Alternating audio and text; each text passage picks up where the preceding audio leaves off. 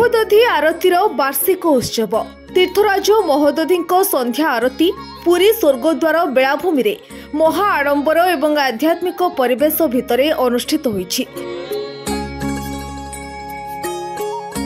यह अवसर में ओडिशार अनेक बुद्धिजीवी और साधुसंत माने उपस्थित होते। उत्सव में गजपति दिव्यसिंह देव, केन्द्रमंत्री विशेष टुडू, प्रज्ञानंद गिरी प्रमुख जोगदे वक्तव्य रखिथिले।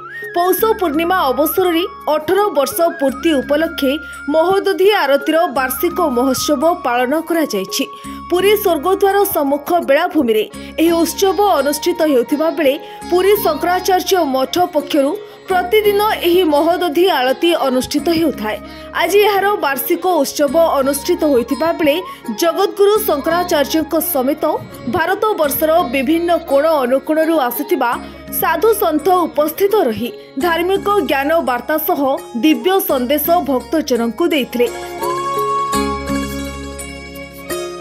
तेबे सनातन धर्म पाई एभली कार्यक्रमर आवश्यकता रही।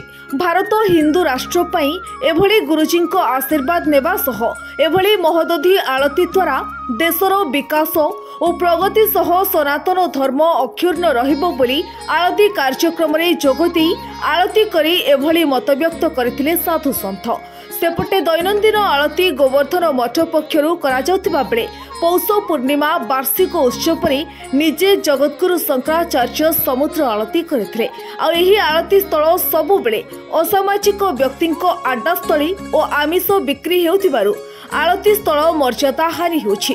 तेणु प्रशासन उपरे बर्षिले जगद्गुरु।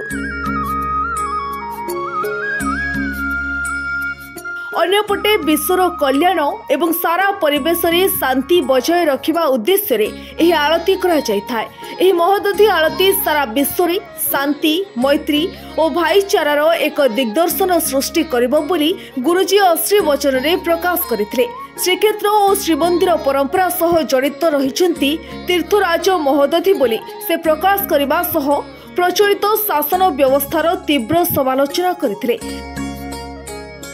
हिंदू धर्मर सुरक्षा दिगरे कार्य करबाको से परामर्श देबा सह भारत को एक सशक्त हिंदू राष्ट्र रे परिणत करबाको आह्वान देथिले।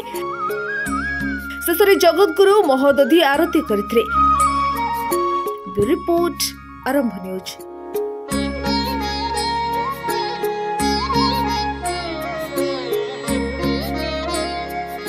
अधिक खबर पाई हम फेसबुक पेज को लाइक, फॉलो एवं यूट्यूब चैनल को सब्सक्राइब करंतु।